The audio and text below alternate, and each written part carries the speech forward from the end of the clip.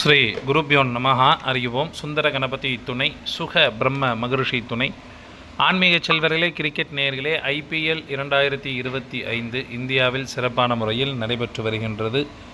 இதுவரை 11 போட்டிகள் நிறைவு பெற்றுள்ளன. 12வது போட்டியாக இன்றைய தினம் மும்பை இந்தியன்ஸ் மற்றும் KKR அணிகள் மும்பை வாங்டே மைதானத்தில் விளையாட இருக்கின்றார்கள். ஒரு சுவாரஸ்யம் நிறைந்த போட்டியாக இந்த போட்டி இருக்கும். ஏனென்றால் மும்பை இந்தியன்ஸ் அணி இதுவரை வெற்றி வாகையை சூடவில்லை. அதே போன்று KKR அணி ஒரு வெற்றியை மட்டுமே பெற்றுள்ளார்கள். எனவே ஜெயிக்கப் போவது யார் அப்படிங்கிறதுல மிகப்பெரிய ஒரு போராட்டங்கள் அப்படிங்கிறது இன்றைய தினம் இருக்கக்கூடியதாக இருக்கும். மும்பை அணிக்கு ஹோம் கிரவுண்டாக இருந்தாலுமே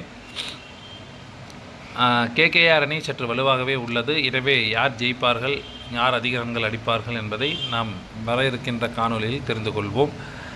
நேற்றைய தினம் நாம் கூறியதில் சன்ரைசர்ஸ் ஹைதராபாத் அணி மற்றும் RR அணி மன்னிக்கும் சன்ரைசர்ஸ் ஹைதராபாத் அணி நாம் கூறியது போலவே டெல்லி அணி மோதினார்கள். இதில் டெல்லி கேபிட்டல்ஸ் அணி அபார வெற்றியை பெற்றிருந்தார்கள். நாம் அனைவரும் அறிந்ததே. நாம் கூறியதில் கிட்டத்தட்ட 9 பிளேயர்கள் ட்ரீம் 11 இடம்பெற்றிருந்தார்கள். கிட்டத்தட்ட நெருங்கிட்டோம்.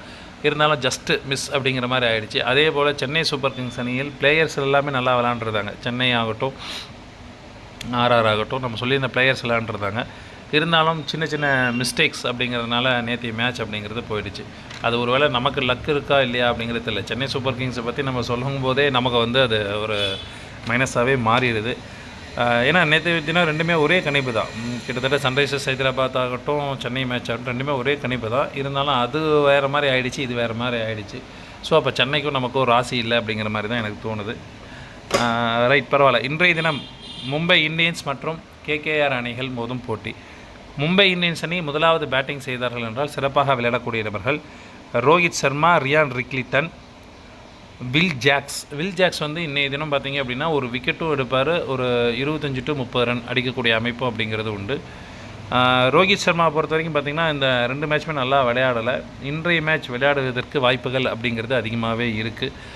ஸோ வந்து நீங்கள் அவரை கேப்டன் மற்றும் வைஸ் கேப்டனாக கூட இன்றைய தினம் ட்ரை பண்ணி பார்க்கலாம். ஏன்னா உத்திரட்டாதி நட்சத்திரம் சனி பயிற்சி ஆகிருக்கு. அதாவது உத்திரட்டாதி நட்சத்திரம்ல சுக்கிரன் வந்து உத்திரட்டாதியில் இருக்கார். கோச்சார ரீதியாகவும் லக்ன ரீதியாகவும் ப்ளஸ் சனி சேர்றதுனால சம்திங் ஏதாவது நடக்கலாம். So Rohit Sharma, Ryan Rickelton, Will ஜாக்ஸை தான் நம்ம பற்றி சொல்லிட்டோம். ரியான் ரிக்லிட்டன் பொறுத்த வரைக்கும் ஒரு ட்ரீம் லெவலில் இடம்பெறக்கூடிய அமைப்பு அப்படிங்கிறது இன்றைய தினம் இருக்கின்றது. எனவே அவரை தேர்ந்தெடுத்துக் கொள்ளலாம். 3 பேர் சொல்லியிருக்கேன். திலக் வர்மா வந்து இன்றைக்கி ஃப்ளாப் ஆகக்கூடிய சூழ்நிலை தான் இருக்குது. ஸோ திலக் வர்மா வேண்டாம். ஹர்திக் பாண்டியா, கண்டிப்பாக ஹர்திக் பாண்டியாவை எடுத்துங்க, மிஸ் பண்ணிட வேண்டாம் ஆல்ரவுண்டரில். அதே மாதிரி நமன்தீர் ஃபஸ்ட்டு பேட்டிங்கோ இல்லை பவுலிங்கோ போட்டார்னா விக்கெட் எடுக்கக்கூடிய அமைப்பு அப்படிங்கிறது உண்டு. நமன்தீர் மொத்தம் வந்து Rohit Sharma, Ryan Rickelton, Will Jacks, Hardik Pandya, Naman Dhir. பந்து வீச்சாளர் வந்து பார்த்திங்கன்னா தீபக் சகர், அவரும் விக்னேஷ் புத்தூர் இடம்பெற்றார் என்றால் எடுத்துக்கொள்ளுங்கள். ஒரு அருமையான ஆட்டமாக இருக்கும். அதே போன்று மும்பை இந்தியன்ஸ் அணி 2வது பேட்டிங் செய்தார்கள் என்றால் ரோஹித் சர்மா, ரியான் ரிக்லிட்டன், சூரியகுமார் யாதவ், ஹர்திக் பாண்டியா போன்றவர் ஒரு சிறப்பான பேட்டிங்காக இருக்கும். நீங்கள் வந்து சூரியகுமார் யாதவ் கூட ட்ரை பண்ணி பார்க்கலாம். கண்டிப்பாக ட்ரீம் லெவலில் ஒரு இடம் பெறக்கூடிய அமைப்பு அப்படிங்கிறது இன்றைய தினம் இருக்கின்றது.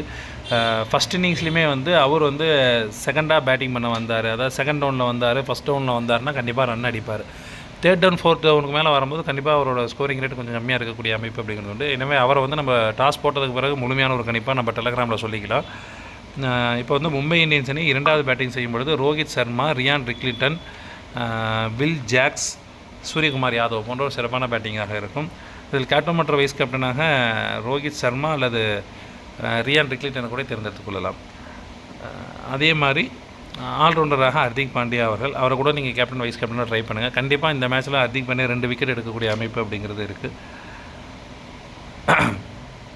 மும்பை இந்தியன்ஸ் அணி 2வது பந்து வீச்சினர் தான் விக்கெட் வீழ்த்தக்கூடிய நபர்கள் டெனட் போல்ட் 1 விக்கெட் வீழ்த்தக்கூடிய அமைப்பும், தீபக் சகார் மற்றும் விக்னேஷ் புத்தூர் தலா 2 விக்கெட் வீழ்த்தக்கூடிய அமைப்பு என்பது உண்டு. அடுத்தபடியாக KKR அணி முதலில் பேட்டிங் செய்தார்கள் என்றால் சிறப்பாக விளையாடக்கூடிய நபர்கள் டிகாக் வந்து ஒரு குயிக் ஃபயராக ஸ்டார்ட் பண்ணுவார். ஒரு 10லேருந்து ஒரு 25 ரன்குள்ளே அடிச்சுட்டு அவுட் ஆகக்கூடிய சூழ்நிலை அப்படிங்கிறது தான் அவருக்கு இருக்குது. அதனால் அவரை வந்து ஆப்ஷனலாக வச்சிங்க. ஓப்பனிங்கில் வந்து பார்த்திங்க அப்படின்னா இன்றைக்கி மொயின் அலி வந்தாருன்னா ஓரளவுக்கு விளையாடுவார். அதனால் மொயின் அலி எடுத்துக்கலாம். நரேன் வராரான்னு தெரில. அது வந்து எதுவும் ஆப்ஷனில் கொடுக்கல. அதனால் நரேனை பற்றி நான் எதுவும் கணிப்பு கொடுக்கல. மொயின் அலி, ரிங்கு சிங் அவர் வந்து ஒரு இம்பார்ட்டன்ட் பிளேயராக இன்றைக்கி இருக்கக்கூடிய அமைப்பு அப்படிங்கிறது உண்டு. மொயின் அலி, ரிங்கு சிங், ரஹானே ஒரு சின்ன கெமியோ ஆடக்கூடிய அமைப்பு அப்படிங்கிறது உண்டு. ரமன்தீப் சிங் அவர் இன்றைக்கி விளையாண்டார் அப்படின்னா நல்லா விளையாடுவார். மொத்தம் 4 பேர் சொல்லியிருக்கோம். ரஹானே, மொயின் அலி, ரிங்கு சிங் மற்றும் ரமன்தீப் சிங் அவங்கள வந்து நீங்கள் எடுத்துக்கலாம். ஆல்ரவுண்டரில் ரசல் அவர்களை எடுத்துக்கலாம். விளையாடக்கூடிய அமைப்போ ஒரு விக்கெட் வீழ்த்தக்கூடிய அமைப்பு அப்படிங்கிறது உண்டு. அதேமாதிரி கேகேஆர் அணி முதலாவது பந்து வீசினார் விக்கெட் வீழ்த்தக்கூடிய நபர்கள் வைபவ் அரோரா, வருண் சக்கரவர்த்தி, ஸ்பென்சர் ஜான்சன்ஸ் போன்றோர் விக்கெட் வீழ்த்தக்கூடிய அமைப்பு என்பது உண்டு.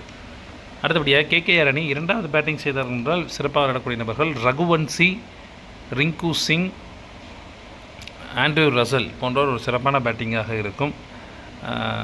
ஆல்ரவுண்டராக ரசல் அவர்களை தேர்ந்தெடுத்துக் கொள்ளலாம். கேகேஆர் அணி இரண்டாவது பந்து வீசினார் என்றால் விக்கெட்டில் வீழ்த்தக்கூடிய நபர்கள் கேகேஆர் அணி இரண்டாவது பந்து வீசினார் விக்கெட்டு வீழ்த்தக்கூடிய நபர்கள் ஹர்ஷித் ராணா, வருண் சக்கரவர்த்தி, வைபவ் அரோரா போன்றோர் விக்கெட்டுகளை வீழ்த்துவார்கள். நேர்களே, இதில் ஏதேனும் மாற்றங்கள் வரும் பட்சத்தில் டெலகிராம் லிங்கில் அப்டேஷன் என்பது வழங்கப்படும். டெலகிராம் லிங்க் என்பது டிஸ்கிரிப்ஷன் பாக்ஸில் இருக்கும். இணைந்து கொள்ளாதவர்கள் இணைந்து கொள்ளுங்கள்.